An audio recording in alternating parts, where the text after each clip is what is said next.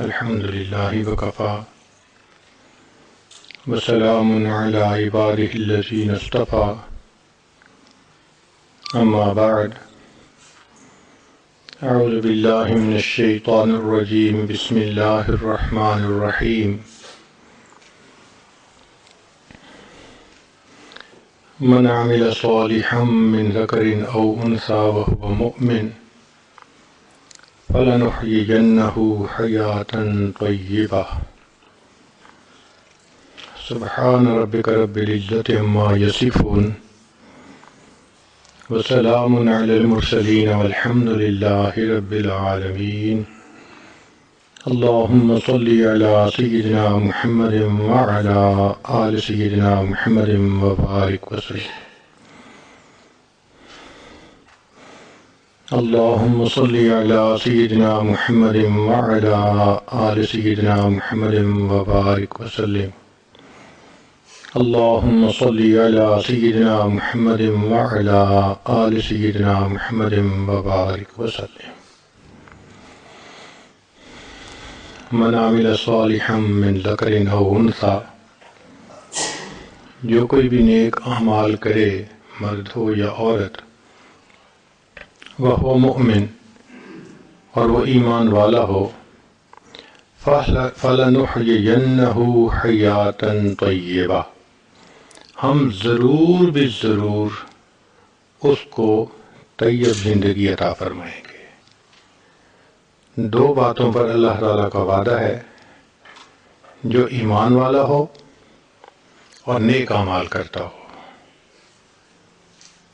فَلَنُحْيِيَنَّ یہ تاکید کا صیغہ استعمال کیا، ضرور بھی ضرور ہم اس کو پاکیزہ زندگی عطا کریں گے۔ آج کے دور میں اکثر لوگ پریشان نظر آتے ہیں، کہیں کاروباری پریشانی، کہیں گھر بار کی پریشانی، کہیں اولاد کی پریشانی، کہیں صحت کی پریشانی، پریشان ہی آپ کو نظر آئیں گے۔ آخر کوئی ان کا حل ہوگا، کوئی ریمیڈی ہوگی۔ تو آئیے اللہ رب العزت سے پوچھیں کہ ان تمام پریشانیوں کا حل کیا ہے۔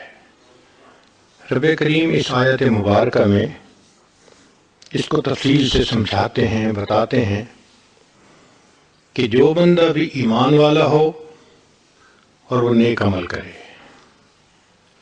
اب اس میں سے آدھی شرط تو ہم پوری کرتے ہیں کہ الحمدللہ ہم نے کلمہ پڑھا، ہم ایمان والے ہیں، اس میں ہمیں کوئی تذبذب نہیں ہے،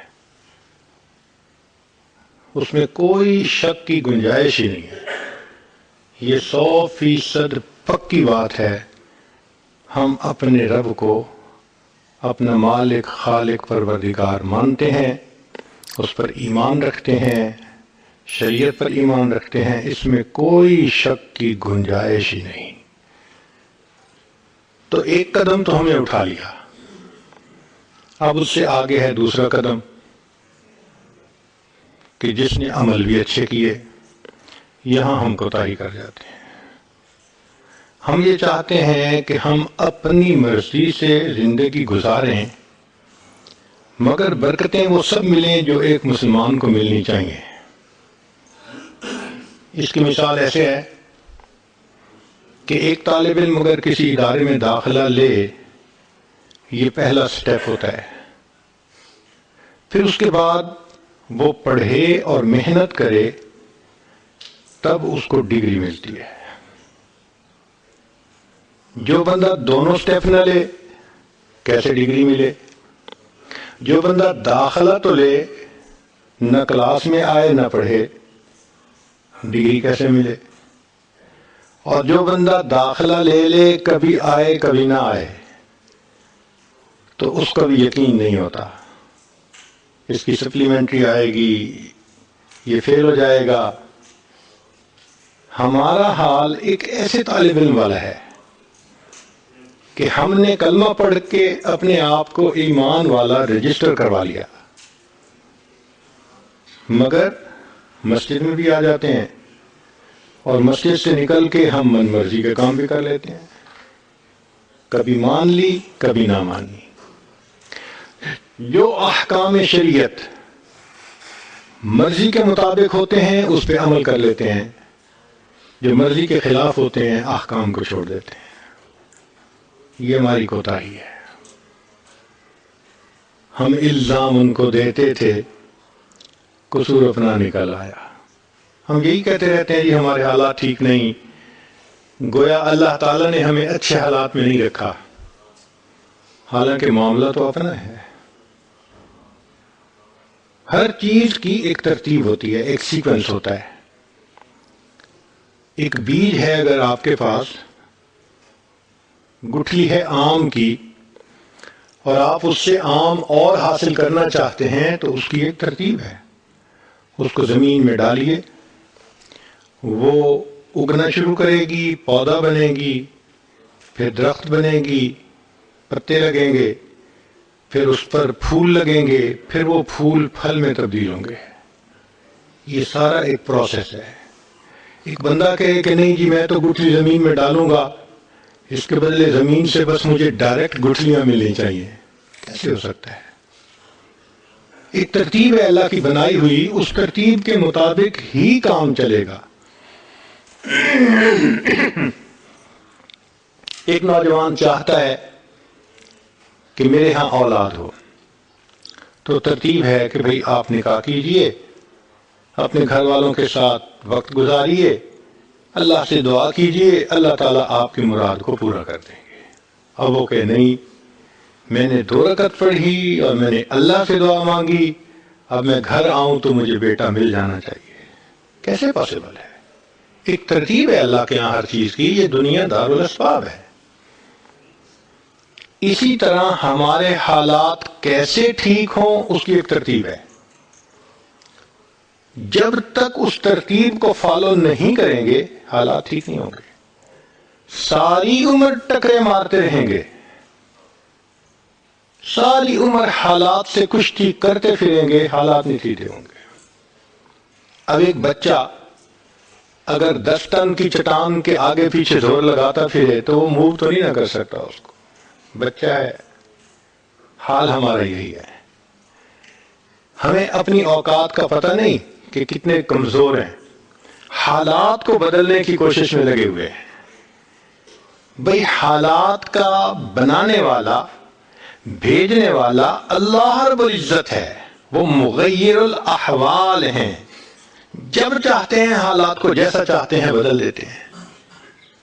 تو یہ تو حکم پروردگار کا ہوگا تب بدلیں گے۔ دنیا کے کہنے سے حالات بدلتے تو دنیا جنت بن جاتی، ہر بندہ اپنی من مرضی کی زندگی گزار رہا ہوتا۔ تو ایک ترتیب ہے اللہ رب العزت کے ہاں۔ چنانچہ ہمارے مشائخ نے 4 باتیں کہی ہیں، لوہے کی لکیر ہے۔ جب آزمائیں گے ان باتوں کو کھرا پائیں گے۔ پہلی بات کہ جو شخص اپنے اعمال کو سنوار لیتا ہے اللہ تعالیٰ اس کے حالات کو سنوار دیتے ہیں۔ جو شخص اپنے اعمال کو سنوار لیتا ہے اللہ تعالیٰ اس کے حالات کو سنوار دیتے ہیں۔ ہم اس کوشش میں لگے ہوئے ہیں کہ حالات پہلے سنوریں پھر اعمال سنواریں گے۔ آپ بات کریں دوست سے، بھئی آپ مسجد میں نظر نہیں آتے، کچھ کاروباری حالات ٹھیک نہیں، ٹھیک ہو گئے تو میں مسجد میں آؤں گا۔ یعنی ہم چاہتے ہیں حالات پہلے ٹھیک ہوں، اعمال بعد میں ٹھیک ہوں گے۔ کیسے ترتیب الٹ سکتے ہیں؟ چنانچہ جسے دیکھیے وہ اسی کوشش میں لگا ہوا ہے کہ پہلے حالات ٹھیک ہوں بعد میں اعمال ٹھیک کریں گے۔ تو ترتیب ہی الٹی ہم کرتے پھر رہے ہیں۔ اعمال کو جو شخص سنوار لیتا ہے اللہ تعالیٰ اس کے حالات کو سنوار دیتے ہیں۔ اعمال بگڑیں گے، حالات بگڑیں گے۔ جب کہا میں نے کہ یا اللہ تو میرا حال دیکھ، جب کہا میں نے کہ یا اللہ تو میرا حال دیکھ، حکم آیا میرے بندے نام اعمال دیکھ۔ ہم حالات کا تو شکوہ کرتے ہیں، اپنے عمل تو نہیں نہ دیکھتے۔ تو اعمال کو سنوارنے سے اللہ تعالیٰ حالات کو سنوار دیتے ہیں۔ اس کی اگر مثال دیکھنی ہے تو قرآن مجید میں سورہ یوسف میں اللہ رب العزت نے اس بات کو پوری طرح کھولا۔ ایک لڑکا ہے، ماں باپ سے دور چلا گیا، قبیلے سے دور چلا گیا، ملک سے دور چلا گیا، پردیس میں اتنی اکنامکلی اس کی لو کنڈیشن ہے کہ وہ ایک غلام کی حیثیت سے ہے۔ غلام کی تو اپنی مرضی بھی کوئی نہیں ہوتی، وہ تو حکم کا غلام ہوتا ہے۔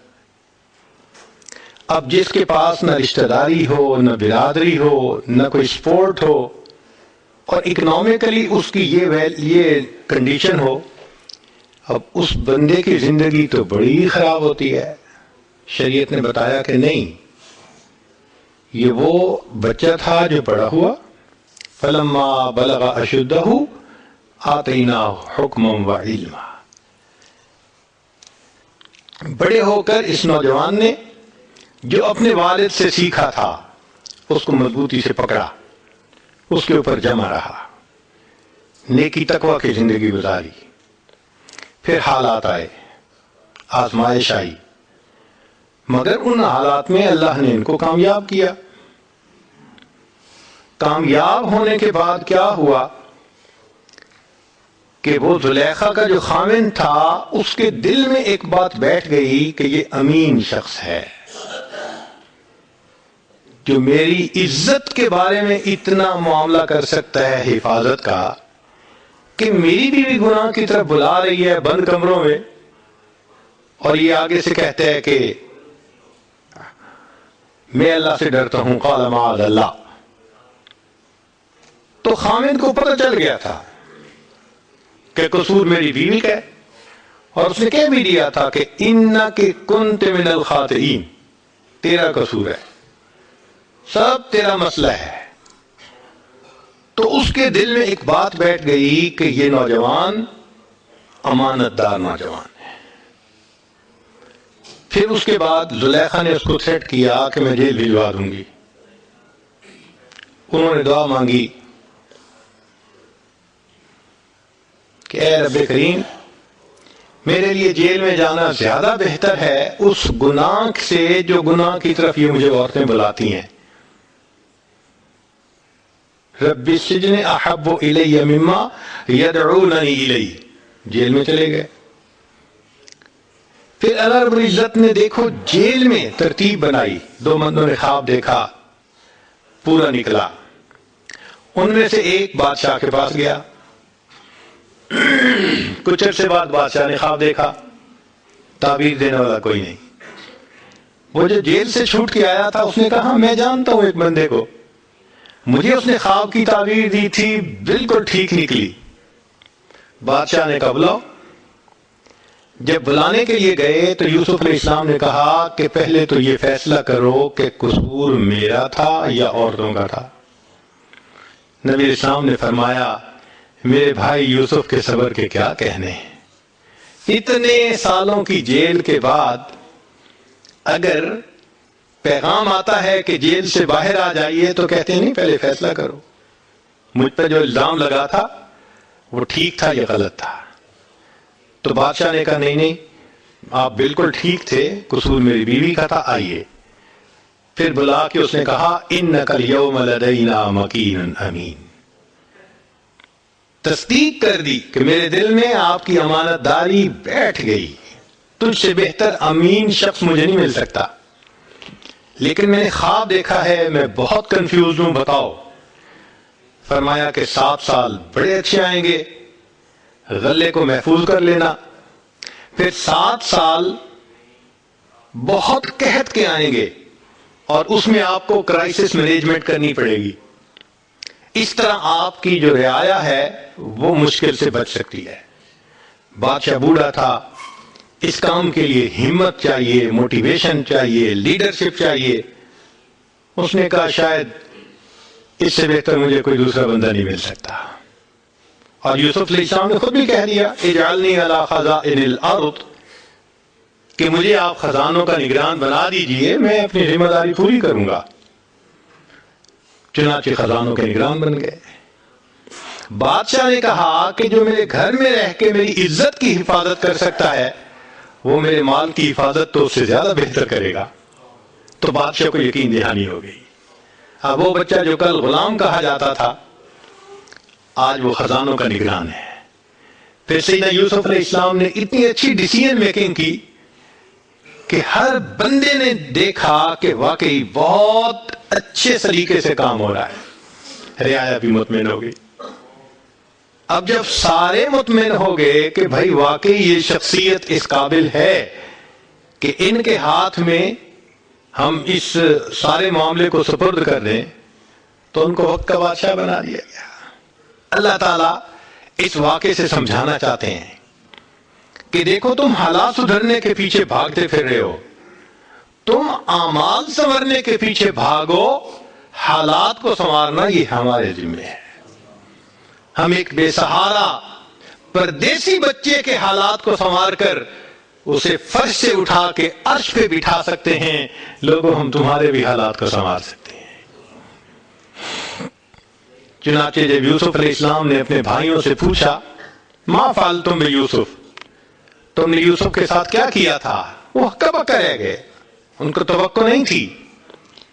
کہنے لگے اِنَّکَ لَأَنْتَ یوسف، آپ یوسف ہیں؟ قال انا یوسف، ہاں میں یوسف ہوں. وہذا اخی، یہ میرا بھائی بنیامین ہے. قد من اللہ علینا، اللہ نے ہم پر احسان کیا. انہ من یتق ویصبر، جو متقی ہوتا ہے اپنے اندر صبر و ضبط پیدا کرتا ہے. فإن اللہ لا یضیع اجر المحسنین، اللہ ایسے نیکوکاروں کے اجر کو ضائع نہیں کیا کرتے.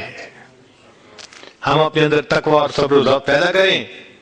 اللہ رب العزت ہر دور اور ہر زمانے میں تقوی اور صبر والے بندے کو فرش سے اٹھائیں گے، عرش کے اوپر بٹھائیں گے، تخت کے اوپر بٹھائیں گے. اب تقوی اور صبر کی طرف تو ہم آتے نہیں. چاہتے ہیں زندگی تو رہے جیسے ہم گزار رہے ہیں، حالات سیدھے ہو جائیں. کیسے حالات سیدھے ہو سکتے ہیں؟ سمپل سی مثال ہے کہ بجلی سے ایک مشین چلتی ہے. اب ایک بندہ مشین کو روکنا چاہتا ہے، ایک ہی ترتیب ہے کہ پیچھے سے بٹن بند کرو. آپ بٹن بند نہیں کریں گے، ہاتھ سے مشین کو پکڑ کے روکنے کی کوشش کریں گے، ہاتھ کٹوا بیٹھیں گے. سارا دن زور آزمائی کریں گے، مشین کہاں رکے گی؟ تو عقل مند بندہ مشین کو پکڑ کے نہیں کھڑا ہوتا، وہ سوئچ کو بند کرتا ہے. حالات کا سوئچ اللہ رب العزت کے ہاتھ میں ہے. تو ادھر رجوع کرنے کی بجائے کہ اللہ حالات کو ٹھیک کر دیجئے، ہم حالات کی مشین کے ساتھ کشتی کر رہے ہیں. کون ہمیں عقل مند کہے؟ تو پہلی بات، جو شخص اپنے اعمال کو ٹھیک کر لیتا ہے اللہ رب العزت اس کے حالات کو ٹھیک کر دیتے ہیں. دوسری بات، جو شخص اپنی آخرت کو سنوار لیتا ہے اللہ تعالیٰ اس کی دنیا کو سنوار دیتے ہیں. ہم پھر الٹے چاہتے ہیں کہ پہلے دنیا سنورے پھر ہم آخرت سنواریں گے. یہاں پھر ہم غلطی کرتے ہیں، دن رات دنیا سنوارنے میں لگے ہوئے ہیں. پزل بنی ہوئی ہے، ایک حصہ جوڑتے ہیں تو دوسرا ٹوٹتا ہے، وہ توڑتے ہیں تو پہلا ٹوٹتا ہے. ہر بندہ لگا ہوا ہے اسی کوشش میں. تو اللہ رب العزت کے ہاں ترتیب یہ ہے. اس کی مثال اگر دیکھنی ہو، صحابہ رضی اللہ عنہ کی مبارک زندگیوں کو دیکھیے. انہوں نے اپنی آخرت کو سنوارا، اللہ نے اس کے نتیجے میں ان کی دنیا کو سنوار دیا. بات کیا تھی کہ نہ کیسر و کسرا سے دبے، چند وہ لوگ کے اونٹوں کے چلانے والے، اور جن کو کافور پہ ہوتا تھا نمک کا دھوکا، بن گئے دنیا کی تقدیر بدلنے والے. انہوں نے اپنی آخرت کو سنوارا، اللہ نے دنیا سنواری. کیسے؟ اطمینان. اتنا اطمینان کہ یمن سے جوان عورت چلتی ہے اور مدینہ طیبہ پہنچتی ہے اور پورے راستے میں کوئی اس کی طرف آنکھ اٹھا کر دیکھنے والا نہیں ہوتا. اللہ نے مال و دولت کے اتنے ڈھیر عطا کیے تھے انس رضی اللہ عنہ کہتے ہیں کہ میں لکڑی کاٹنے والے کلہاڑے سے سونے کی اینٹوں کو توڑا کرتا تھا. اب لکڑی کے کلہاڑے سے جو سونا ٹوٹے گا وہ تولوں میں اور گراموں میں تو نہیں ہو سکتا. اللہ نے اتنی دولت ان کے قدموں میں ڈال دی تھی. بچہ پیدا ہوتا تھا اس کا روزینہ متعین تھا. سیدنا عمر رضی اللہ عنہ نے ایک رات دیکھا ایک عورت چھوٹے سے بچے کو روٹی کا ٹکڑا کھلانے کی کوشش کر رہی ہے, بچہ رو رہا ہے. پوچھا کیوں کر رہی ہو؟ کہنے لگی کہ امیر المومنین نے قانون بنایا ہوا ہے کہ جب بچہ دودھ چھوڑے گا پھر ہم بیت المال سے روزینہ متعین کریں گے, تو میں کوشش کر رہی ہوں. عمر رضی اللہ عنہ آئے, بہت روئے. صحابہ کہتے ہیں کہ اس دن فجر کی نماز پڑھائی, قرات کے اندر اتنا گریہ اور بکا تھا کہ ہمیں سمجھنا مشکل ہو رہا تھا, اتنا رو رہے تھے. ہم حیران تھے آج امیر المومنین کو کیا ہوا. نماز پڑھانے کے بعد منبر پر بیٹھے, عمر کے اوپر اللہ رحم کرے اس نے کتنے بچوں کی جان لی ہوگی. مقصد یہ تھا کہ میں نے جو یہ قانون بنایا تو کتنی ماؤں نے معصوم بچوں کے دودھ چھڑوائے ہوں گے اور وہ دودھ سے محروم ہوئے ہوں گے میری وجہ سے. پھر اعلان فرمایا کوئی ماں بچے کو دودھ جلدی مت چھڑوائے, جس دن بچہ پیدا ہوگا اسی دن بیت المال سے وظیفہ متعین کر دیا جائے گا. آج سے 1400 سال پہلے ہے. تو انہوں نے اپنی آخرت کو سنوارا, رب کریم نے اس کے بدلے ان کی دنیا کو سنوار دیا. قرآن مجید میں اللہ تعالیٰ فرماتے ہیں وَلَوْ أَنَّ أَهْلَ الْقُرَىٰ آمَنُوا وَاتَّقَوْا, اگر یہ بستی دیسوں والے ایمان لاتے, تقوی کو اختیار کرتے, لَفَتَحْنَا عَلَيْهِمْ بَرَكَاتٍ مِّنَ السَّمَاءِ, ہم ان کے لیے آسمان سے برکتوں کے دروازے کھول دیتے. تو ترتیب یہی ہے کہ جو آخرت کو سنوارتا ہے, اس کوشش میں لگتا ہے, دنیا اس کا سایہ ہے. اللہ دنیا کو خود بخود سنوار دیتے ہیں, الگ سے محنت نہیں کرنی پڑتی. مثال کے طور پہ جو بندہ سچ بولتا ہے تجارت میں, اللہ تعالیٰ اس کی تجارت کو خود سنوار دیتے ہیں. قسم اٹھا کے یہ بات کہی جا سکتی ہے کہ سچ بولنے والا تاجر کبھی مفلس نہیں ہو سکتا.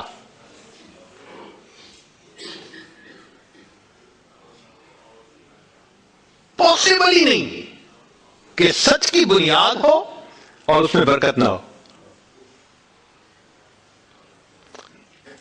تو دو باتیں, جو شخص اپنے اعمال کو سنوارتا ہے اللہ تعالی حالات کو سنوار دیتے ہیں, جو اپنی آخرت کو سنوار لیتا ہے اللہ تعالیٰ اس کی دنیا کو سنوار دیتے ہیں.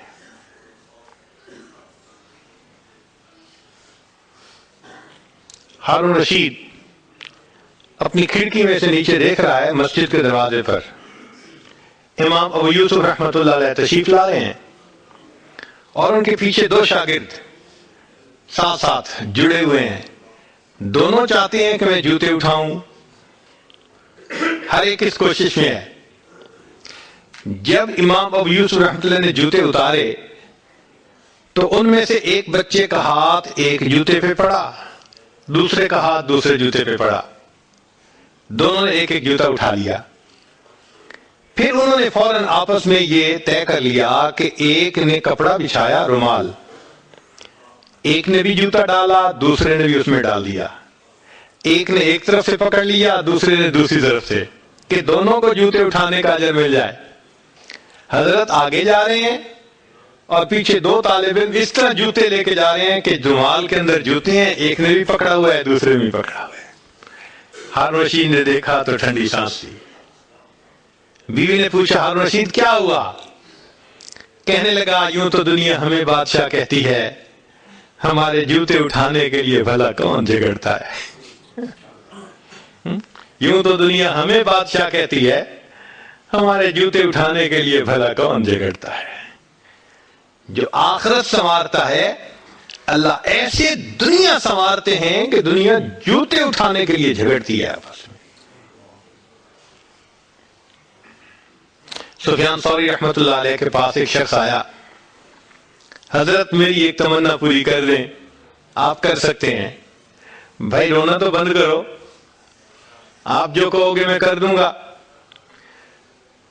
حضرت میں آپ کو کپڑے نئے بنوا کے دیا کروں گا، آپ نہ نہیں کریں گے، ان کو لیں گے اور پہن کے پھر آپ درس حدیث دیا کریں گے۔ فرمایا بہت اچھا۔ کتابوں میں لکھا ہے کہ وہ شخص سفیان ثوری رحمت اللہ علیہ کو سال کے 365 لباس بنوا کے دیتا تھا، ڈیلی نیا لباس آتا تھا، پرانا اتار کے صدقہ کر دیتے تھے، نیا لباس پہن کے حدیث کا درس دیا کرتے تھے۔ کوئی نواب تو بتائیں ذرا جو سال کے 365 نئے سوٹ پہنتا ہو، ہے کوئی مالدار؟ بزنس والے ہوں گے یہاں، اچھی نوکریوں والے ہوں گے، کبھی کسی نے سال کے 365 نئے سوٹ بنوائے؟ یہ دنیا کی لائن پہ نعمت نہیں ملتی، یہ دین کی لائن پہ ملا کرتی ہے۔ تو فرمایا کہ جو اپنی آخرت کو سنوار لیتا ہے اللہ تعالیٰ اس کی دنیا کو سنوار دیتے ہیں۔ چنانچہ ایک سیاح ہندوستان آیا گھومنے پھرنے کے لیے، اجمیر شریف بھی گیا، وہاں اس نے حضرت خواجہ معین چشتی اجمیری رحمت اللہ علیہ کے مزار پہ دیکھا مسلمان بھی آ رہے ہیں اور ہندو بھی آ رہے ہیں اور سکھ بھی آ رہے ہیں۔ اللہ کی شان، اللہ رجوع دے دیتا ہے نا، سبھی آ رہے ہیں، دعائیں مانگ رہے ہیں۔ تو وہ بڑا حیران کہ ہر کمیونٹی کے لوگ آ رہے ہیں، ہر مذہب کے لوگ آ رہے ہیں۔ تو جب واپس گیا تو بیوی نے پوچھا کہ بتائیں آپ نے کون سی انوکھی چیز وہاں دیکھی؟ تو اس نے کہا ہاں میں نے ایک چیز انوکھی دیکھی کہ ایک شخص قبر میں لیٹا ہوا تھا مگر لوگوں کے دلوں پر حکومت کر رہا تھا۔ ایک شخص قبر میں لیٹا ہوا تھا مگر لوگوں کے دلوں پہ حکومت کر رہا تھا۔ اللہ تعالیٰ یوں دنیا سنوارتے ہیں۔ تو دو باتیں، جو شخص اپنی اعمال کو سنوار لیتا ہے اللہ تعالیٰ اس کے حالات کو سنوار دیتے ہیں، اور جو شخص اپنی آخرت کو سنوار لیتا ہے اللہ تعالیٰ اس کی دنیا کو سنوار دیتے ہیں۔ تیسری بات کہ جو شخص اللہ رب العزت سے اپنے تعلق کو سنوار لیتا ہے اللہ مخلوق سے اسے تعلق کو سنوار دیتے ہیں۔ آج ہم چاہتے ہیں چچا راضی ہو جائے، پھوپھو راضی ہو جائے، بہن راضی ہو جائے، اور عجیب بات ہے یہ رشتہ داریوں کے معاملے ہیں ہی ایسے، کھاؤں کدھر کی چوٹ بچاؤں کدھر کی چوٹ، سمجھ ہی نہیں لگتی کہ سب کو کیسے راضی کیا جائے۔ انسان حیران ہوتا ہے، اور یہ ہم تو سب کے ساتھ اچھا کرتے ہیں مگر پتہ نہیں رشتہ دار ہم سے راضی نہیں ہوتے۔ اس کے پیچھے بھی راز ہے، کیوں کہ ہم نے اللہ سے اپنے تعلق کو تو سنوارا نہیں ہوتا، مخلوق سے تعلق کیسے سنورے گا؟ تو فرمایا کہ جو شخص اللہ رب العزت سے اپنے تعلق کو سنوار لیتا ہے اللہ تعالیٰ مخلوق کے ساتھ اس کے تعلق کو سنوار دیتے ہیں۔ اگر اس کی مثال دیکھنی ہے تو نبی علیہ الصلوۃ والسلام کی مبارک زندگی کو دیکھیے۔ ایک وہ وقت بھی تھا کہ جب اپنے رشتہ دار نبی علیہ الصلوۃ والسلام کو تکلیف پہنچاتے تھے، آپ بازار میں آگے آگے دعوت کا کام کرتے تھے اور پیچھے آپ کا چچا ابو لہب لوگوں کو کہتا تھا کہ یہ شخص غلط بیانی کر رہا ہے، تم اس کی بات مت ماننا، اپنے مخالفت کرتے تھے۔ ایک وہ وقت بھی تھا، پھر ایک وہ وقت آیا کہ جب اپنوں نے مکہ مکرمہ میں جینا تنگ کر دیا، اور نبی علیہ الصلوۃ والسلام نے بیت اللہ کو دیکھ کر کہا بیت اللہ میں تجھے کبھی نہ چھوڑتا مگر مکہ کے رہنے والے مجھے یہاں بسنے نہیں دیتے۔ مبارک آنکھوں میں آنسو تھے اور اللہ کے حبیب جدا ہو رہے تھے۔ پھر کیا ہوا؟ 10 سال کے ہی عرصے میں حالات نے وہ پلٹا کھایا کہ جب آپ آ کر فاتح مکہ بن کر بیٹھے تو وہی قریش تھے جو قدموں میں آ کر پڑ گئے اور انہوں نے آپ کی غلامی اختیار کر لی۔ ہندا نے کہا جتنے خیمے دنیا میں تھے سب سے زیادہ آپ کے خیمے سے مجھے نفرت ہوا کرتی تھی، آج جتنے خیمے ہیں سب سے زیادہ محبت مجھے آپ کے خیمے سے ہے۔ اللہ اکبر کبیرہ۔ تو جو شخص اللہ سے اپنے تعلق کو سنوار لیتا ہے، اللہ مخلوق سے اس کے تعلق کو سنوار دیتے ہیں۔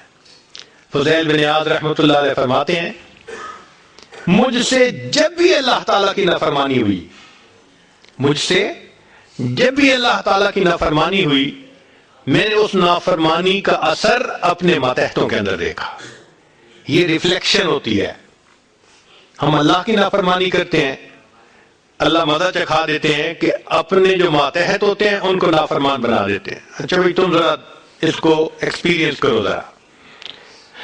وہ جی کیا کریں، بیوی سنتی نہیں ہے، حضرت بس اولاد افلاطون بن گئی ہے، حضرت بچے نے ذلیل کر دیا ہے۔ کیوں شکوے ہوتے ہیں ہمیں کہ ہمارے ماتحت ہماری نہیں مانتے، جبکہ ہم اپنے آقا کی نہیں مان رہے ہوتے۔ فرماتے ہیں کہ جب بھی مجھ سے اللہ تعالیٰ کی نافرمانی ہوئی، میں نے آزما کے دیکھا، یا تو بیوی نے میری نافرمانی کی، یا میری اولاد نے میری نافرمانی کی، یا میرے نوکروں نے، غلاموں نے، انہوں نے میری نافرمانی کی، یا کم از کم میری سواری کے جانور نے میری نافرمانی کی۔ یہ ہے عدل کا بدلہ۔ اپنے آقا کی نافرمانی کریں گے، اللہ تعالیٰ ماتحتوں کو نافرمان بنا کر دکھائیں گے۔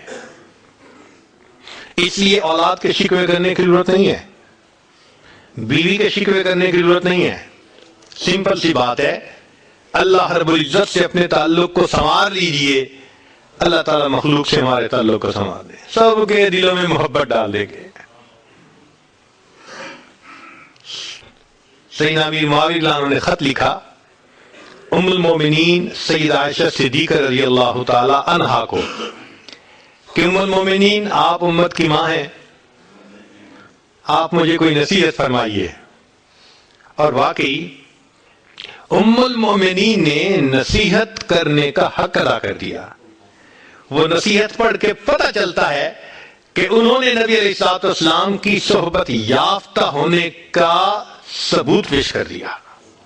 ام المومنین نے مختصر جواب لکھا، فرمایا دیکھیں اگر آپ مخلوق کو خوش کریں گے، اللہ کو ناراض کریں گے، اللہ ساری مخلوق کے دل میں تمہاری نفرت ڈال دیں گے، یہ اندر سے تم سے نفرت کرتے پھریں گے۔ اور اگر تم اللہ کو راضی کرو گے، گو کہ مخلوق ناراض ہو رہی ہے، اللہ تعالیٰ اسی مخلوق کے دل میں تمہاری محبت ڈال دیں گے، یہ سب تمہارے دوست بن جائیں گے۔ تو اصل تو اللہ کو راضی کرنا ہے۔ تو فرمایا کہ تم اللہ سے اپنے تعلق کو سنوار لو، اللہ تعالیٰ مخلوق سے تمہارے تعلق کو سنوار دیں گے۔ تو اولاد کو نیک بنانے کا سب سے آسان طریقہ خود نیک بن جائیے۔ جو خود نیک بنتا ہے اور اللہ کے حکم کو توڑنے سے باز آ جاتا ہے، اللہ تعالیٰ اولاد کو مطیع اور فرمانبردار بنا دیتے ہیں۔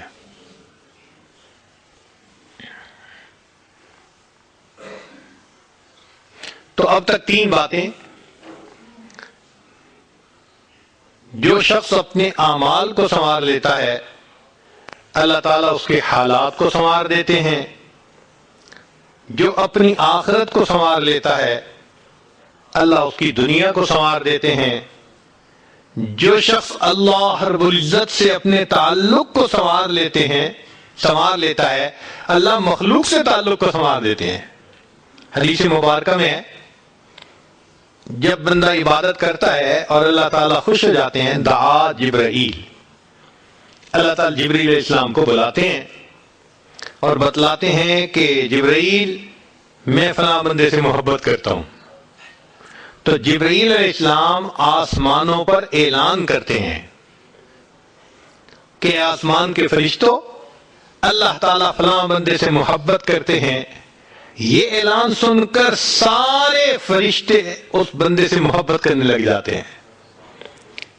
پھر جبرائیل علیہ السلام زمین پر آتے ہیں اور زمین پر آ کر پھر اعلان کرتے ہیں کہ لوگوں فلاں شخص سے اللہ تعالیٰ محبت کرتے ہیں، ثم یودع لہ القبول فی الارض، پھر اللہ اس شخص کے لیے زمین میں قبولیت رکھ دیتے ہیں، پرائے اپنے بن جاتے ہیں، دشمن دوست بن جاتے ہیں، مخالفین کے دلوں میں بھی اللہ ان کی محبت اور عظمت ڈال دیتے ہیں۔ تو مخلوق سے تعلق سنوارنے کا یہ ہے سب سے بہترین طریقہ۔ کس کے پیچھے بھاگیں گے، کس کس کی منت سے حاجت کریں گے؟ بہتر نہیں کہ ہم ایک ہی کو منا لیں۔ جس نے اللہ کو منا لیا، اللہ تعالیٰ مخلوق کے ساتھ اس کے تعلق کو سارا ٹھیک فرما دے گا۔ چوتھی بات کہ جو شخص دن کے اعمال کو سنوار لیتا ہے، اللہ تعالیٰ اس کے رات کے اعمال کو سنوار دیتے ہیں۔ اکثر دوستوں سے یہ سنا، تہجد میں آنکھ نہیں کھلتی، صبح کی تکبیر اولی رہ جاتی ہے۔ مقصد کیا؟ کہ رات کے اعمال ہم نہیں کر پاتے، اور پھر اس کے لیے کوشش بھی کرتے ہیں، کہتے ہیں جی الارم بھی لگا کے سوتا ہوں اور دوست کو بھی کہا ہوا ہے مجھے کال کر دے، دوست بھی کالیں کرتا رہتا ہے، الارم بھی بجتا رہتا ہے، میں سوتا رہتا ہوں۔ بھائی ہم اس لیے سوتے رہتے ہیں کہ اللہ تعالیٰ توفیق نہیں دیتے اس وقت اٹھنے کی۔ ذرا رات سنیے، حدیث مبارکہ ہے کہ جب رات کا وقت آتا ہے تو اللہ رب العزت فرشتوں کو بلاتے ہیں، اے میرے فرشتوں، یہ میرے پیاروں کا، میرے یاروں کا، میرے فرما برداروں کے اٹھنے کا وقت ہے، اور میں کوئی ڈسٹربنس پسند نہیں کرتا، لہذا فلاں فلاں فلاں یہ میرے نافرمان ہیں، میں ان کی شکل اس موقع پہ دیکھنا پسند نہیں کرتا، جاؤ اور ان کو تھپکی دے کے سلا دو۔ حدیث پاک میں ہے فرشتے آتے ہیں، تھپکی دے کے سلا دیتے ہیں، سویا رہتا ہے، سویا رہتا ہے۔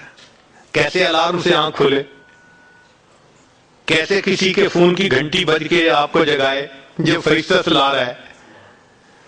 رات کے شروع میں نیند آئے یا نہ آئے، اس موقع پہ گہری نیند آتی ہے، تو فرشتے لوری دے کے سلا رہے ہوتے ہیں، تھپکی دے کے سلا رہے ہوتے ہیں۔ اللہ تعالیٰ اس موقع پہ شکل دیکھنا بھی پسند نہیں فرماتے۔ پھر فرماتے ہیں کہ اچھا فلاں فلاں فلاں یہ میرے نیک بندے ہیں، ان کو جگا دو تاکہ یہ اٹھ کر عبادت کریں، دامن پھیلائیں، اور میں پروردگار ان کے دامن کو بھر دوں۔ تو یہ لوگ سوئے ہوئے ہوتے ہیں، خود بخود آنکھ کھل جاتی ہے، کسی الارم کی ضرورت نہیں ہوتی، تھکے ہوئے ہوتے ہیں، تہجد کے وقت بستر اچھال دیتا ہے، اٹھ کے کھڑے ہو جاتے ہیں، تھکاوٹیں بھی رکاوٹ نہیں بنتی، وہ جلدی سے وضو کرتے ہیں، اپنے رب کے سامنے ہاتھ باندھ کے کھڑے ہو جاتے ہیں، وہ اللہ سے مانگتے ہیں، اللہ ان کو دے کر خوش فرما دیتے ہیں۔ فرمایا تیسرے کچھ اور بھی لوگ ہیں، یہ مقربین ہوتے ہیں، اللہ تعالیٰ فرشتوں کو فرماتے ہیں کہ تم جاؤ اور یہ سوئے ہوئے ہیں ان کی صرف کروٹ بدل دو، یہ چاہیں گے تو اٹھ کے نماز پڑھیں گے تہجد کی، اور چاہیں گے تو لیٹے رہیں گے، میں پروردگار ان کی عبادت سے بھی راضی ہوں، ان کے لیٹنے سونے سے بھی راضی ہوں۔ یہ وہ لوگ ہوتے ہیں جن کا سونا بھی عبادت بن جاتا ہے، یہ مقربین ہوتے ہیں۔ تو حدیث پاک میں یہ 3 طرح کے لوگ بتائے گئے۔ اب اگر ہمارا شمار ان میں ہے جو اٹھ نہیں پاتے، تو یہ نہیں کہ ہم اٹھتے نہیں، ہمیں اٹھنے نہیں دیا جاتا، تو ہمیں اللہ سے معافیاں مانگنی پڑیں گی کہ وہ راضی ہو جائے اور ہمارے لیے تہجد کا اٹھنا آسان فرما دے۔ اس لیے بہت سارے دوست کنفیوز رہتے ہیں کہ جی رات کو تو اٹھا ہی نہیں جاتا۔ اس کا آسان اصول کہ جو شخص دن کے اعمال کو سنوار لیتا ہے، اللہ تعالیٰ اس کے رات کے اعمال کو سنوار دیتے ہیں۔ اگر دن میں بدنظری ہوگی تو کیسے رات کی توفیق ہوگی؟ دن میں اگر کھانا پینا مشتبہ ہوگا تو رات کی توفیق کیسے ہوگی؟ دن میں تو انتظار رہتا ہے فلاں کا فون آئے، فلاں کا میسج آئے، دل تو اٹکا ہوا ادھر ہے، اور ہم چاہتے ہیں کہ رات کو اولیاء والی کیفیت ہمیں حاصل ہو جائے۔ ای خیال است محال است جنو۔ تو 4 باتیں ہمارے مشائخ نے فرمائی ہیں، پھر دوبارہ ذرا یاد فرما لیجئے۔ جو شخص اپنے اعمال کو سنوار لیتا ہے اللہ تعالیٰ اس کے حالات کو سنوار دیتے ہیں۔ جو شخص اپنی آخرت کو سنوار لیتا ہے اللہ تعالیٰ اس کی دنیا کو سنوار دیتے ہیں۔ ہم نے دیکھا کہ بعض دوست بڑے حیران ہوتے ہیں، یار یہ لوگ کیوں اتنی محبت کرتے ہیں؟ اللہ والوں سے دلوں میں ایک محبت ہوتی ہے، لوگ محبت کا اظہار کرتے ہیں، اب دنیا داروں کو سمجھ نہیں آتی، وہ جھنجھلاتے ہیں کیوں اتنی محبت کا اظہار کر رہے ہیں۔ وہی سنیے اصول، جو شخص جس قدر اللہ رب العزت سے محبت کرے گا اللہ کی مخلوق اسی قدر اس سے محبت کرے گی۔ دلوں میں تو محبت اللہ ڈالتا ہے نا، کوئی کان سے پکڑ کے تو نہیں لاتا، او بھائی آپ مجھ سے ملو، عقیدت کا اظہار کرو، حاکم، کوئی نہیں ایسے کرتا، اللہ دلوں میں ڈالتے ہیں۔ جو شخص جس قدر اللہ رب العزت سے محبت کرے گا اللہ کی مخلوق اسی قدر اس سے محبت کرے گی، یہ ریفلیکشن ہوتا ہے اس کا۔ تو جو اپنے اعمال کو سنوار لیتا ہے اللہ تعالیٰ اس کے حالات کو سنوار دیتے ہیں۔ جو اپنی آخرت کو سنوار لیتا ہے اللہ تعالیٰ اس کی دنیا کو سنوار دیتے ہیں۔ جو اللہ رب العزت سے اپنے تعلق کو سنوار لیتا ہے اللہ رب العزت مخلوق سے اس کے تعلق کو سنوار دیتے ہیں، اور جو دن کے اعمال کو سنوار لیتا ہے اللہ اس کے رات کے اعمال کو سنوار دیتے ہیں۔ ہم اس ترتیب کو اچھی طرح یاد کر لیں اور اپنی زندگی کو بدلنے کے لیے کوشش کریں۔ اللہ رب العزت ہمارے لیے نیکوکاری پرہیزگاری کی زندگی گزارنا آسان فرما دے۔ ہم نے منزل کی نشاندہی آپ کے سامنے کر دی کہ ہم اگر منزل پہ نہیں پہنچ سکے تو شاید اللہ تعالیٰ آپ میں سے کسی کو منزل پہ پہنچا دیں۔ وآخر دعوانا ان الحمد للہ رب العالمین۔